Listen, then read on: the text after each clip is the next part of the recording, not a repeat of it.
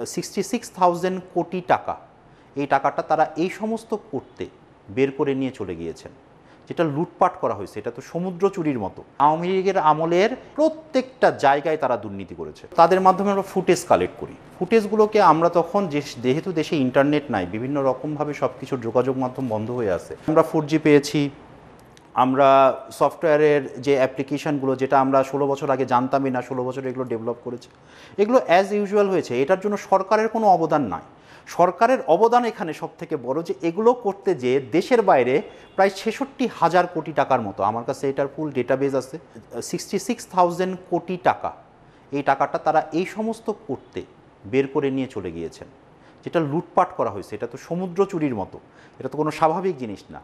আপনি এখন চিন্তা করে দেখেন যে 66,000 কোটি টাকা দিয়ে আমরা আইসিটিতে কী করতে পারতাম যদি এটা থেকে থাকতো। বা এই যে আমাদের প্রত্যেক বছর বাজেট হয় 20,000 কোটি টাকা, 25,000 কোটি টাকা, যেটা আইসিটির জন্য বিভিন্ন রকম বাজেট করা হয়, এই টাকাগুলো দিয়ে আমরা কি করতে পারতাম। আমরা আইটি পার্ক করে রেখেছি, ওখানে আমাদের কুকুর বিড়াল যে ঘুমায়।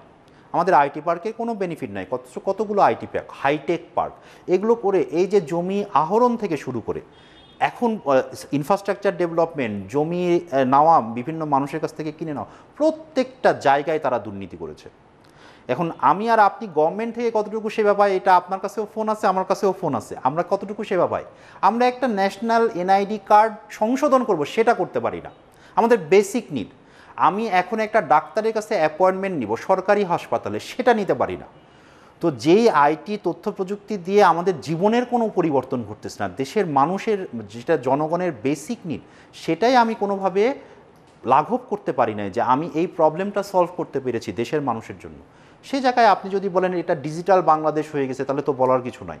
আমরা শুধু ল্যাভিশ কিছু প্রজেক্ট নিয়েছি যেগুলো দিয়ে টাকা লুট করা যায়। একটা বড় খাত ছিল আমাদের এখানে হাইটেক পার্কগুলো, তারপরে ছিল আমাদের বিভিন্ন সফটওয়্যার প্রজেক্ট যেগুলো হয়েছে, বিসিসির প্রজেক্ট যেগুলো হয়েছে, টেলিকমিউনিকেশনের উপরে যে প্রজেক্টগুলো হয়েছে আমাদের, তারপরে হলো আমাদের আর্নিং লার্নিং নিয়ে যে প্রজেক্টগুলো হয়েছে বিভিন্ন রকমভাবে গোটা দেশে, দেশব্যাপী।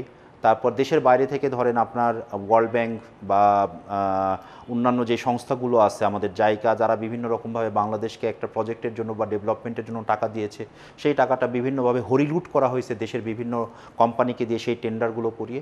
ঠিক এক্স্যাক্টলি এই সমস্ত কাজে এই টাকাগুলো এখান থেকে বের হয়ে গিয়েছে, বা এই টাকাগুলো দিয়ে যে কাজটা হওয়ার কথা ছিল সেটা হয় না। আপনি শুনবেন না যে আওয়ামী লীগের আমলের এই কোম্পানি যারা টেন্ডার করেছিল এতদিন ধরে, তাদেরকে আমরা ব্ল্যাকলিস্ট করে দিচ্ছি সবাইকে। আপনি তাদেরকে ব্ল্যাকলিস্ট করছেন না তো, তারাই বিভিন্নভাবে ঘুরে ফিরে নতুন বেসিস কমিটি, নতুন টেন্ডার ড্রপ, নতুন আপনার আইএসপি কমিটি, সবগুলোতে তারাই আসতেছে।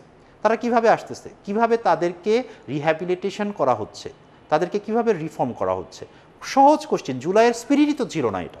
আমরা দেখলাম যে ছাত্রদেরকে গুলি করে মারা হচ্ছে, পিটিয়ে মারা হচ্ছে। তো ঢাকা ইউনিভার্সিটি, জাহাঙ্গীরনগর, এই সমস্ত জায়গায় যখন ছাত্রদেরকে মেরে ফেলা হয় ব্রড ডে লাইটে, বাচ্চাদের, স্কুলের বাচ্চাদেরকে মেরে ফেলা হয় ব্রড ডে লাইটে, সেটা আইন প্রয়োগকারী সংস্থা করে থাকুক বা আওয়ামী লীগের ক্যাডাররা করে থাকুক, এই ইস্যুটা যখন আমরা সচক্ষে দেখতে পাইলাম টেলিভিশনে, তখন আর আমরা বসে থাকি নাই। আমরা চেষ্টা করেছি অ্যাজ সুন অ্যাজ পসিবল আমরা একটা বড় আন্দোলন যেন তৈরি করতে পারি সরকারের এগেনস্টে। আমাদের উদ্দেশ্যটাই ছিল যেন এই সরকারের পতন হয়।